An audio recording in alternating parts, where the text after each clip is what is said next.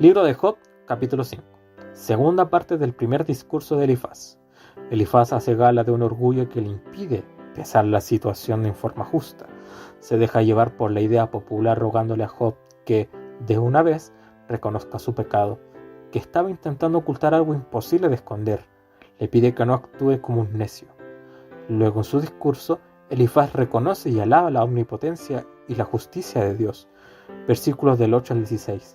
Piensa que así Job se motivará para reconocer que su sufrimiento obedece a la disciplina que Dios está ejerciendo en él, debido a que ha anidado en su corazón pecados y no los quiere reconocer.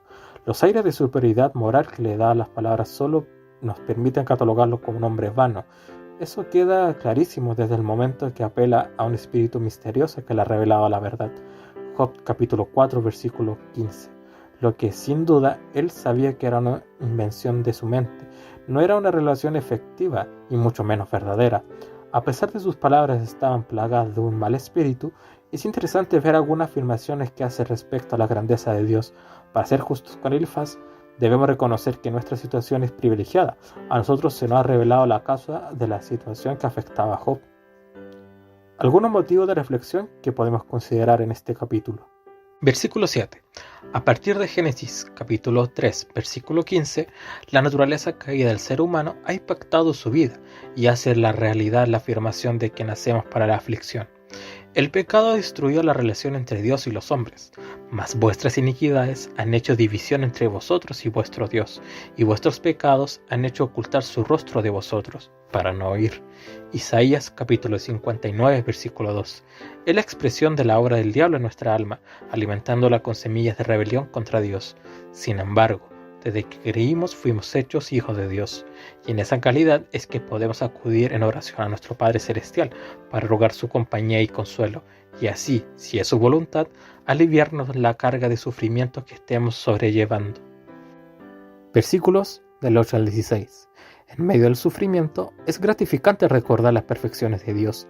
Cuando estamos pasando por sufrimientos, suele nublarse nuestra conciencia. Por eso es muy bueno que en ese momento alguien nos recuerde de quiénes somos hijos, qué pasos dar y qué podemos esperar de Él. Versículo 8. Debemos buscar y refugiarnos en Dios, depositar en Él toda nuestra confianza. Versículo 9. El poder de Dios es capaz de hacer cosas grandes, maravillas sin límites. Versículo 10. Provee las condiciones para nuestro sustento. Versículo 11 al 16. Dios obra en las personas, aunque ellas no estén conscientes de que están siendo usadas por Él.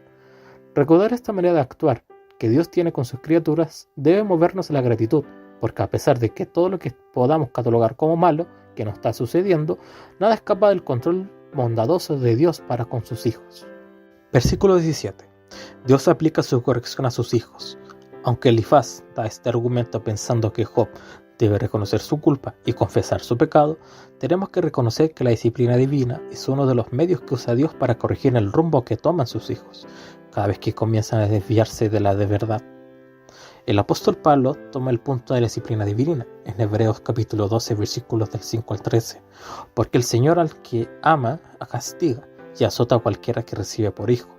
Si sufrís el castigo, Dios se os presenta como a hijos, porque ¿qué hijo es aquel a quien el Padre no castiga? La disciplina de Dios está reservada exclusivamente a sus hijos. Si estamos fuera de la disciplina, el apóstol nos dice que no somos hijos de Dios. Este hecho es un motivo de paz en nuestro corazón. Nuestra situación confirma que somos hijos de Dios. Entonces, dejémonos formar por la mano de Dios y demos gracias, porque aunque estemos sufriendo aflicciones, estamos siendo perfeccionados por la obra del Espíritu Santo. Filipenses capítulo 1, versículo 6. Versículo 19. Dios pone los límites del sufrimiento. Nadie puede traspasar esos límites. Este es un motivo de consuelo para el creyente que está pasando por pruebas. Ya vimos en el capítulo 1 y 2 que Jehová le indicó a Satanás hasta dónde podía llegar y no hubo forma en que pudiera ir más allá. Lo mismo ocurrirá en nuestro caso. Podemos estar confiados en que Dios tiene todo bajo control. Nada ocurrirá en tu vida que escape a la presencia del Señor velando por tu vida. Versículo 27. El principio bíblico es: ninguno tenga más alto concepto de sí que el que debe tener. Elifaz concluye sus palabras con una muestra de orgullosa vanagloria. Es totalmente inconsciente de sus limitaciones. lo que se manifiesta en la afirmación que hace de lo que ha expresado en su discurso, lo cual es así, que tremendo es estar totalmente equivocado y no tener conciencia de esa situación, más aún estar orgulloso de su propia opinión. Cuando pretendamos dar un consejo, debemos apegarnos a las instrucciones del apóstol Pablo en Romanos capítulo 12, versículo 3. Digo pues, por la gracia que me es dada, a cada cual que esté entre vosotros, que no tenga más alto concepto de sí que el que debe tener, sino que piense de sí con templanza, conforme a la medida de fe que Dios repartió a cada uno.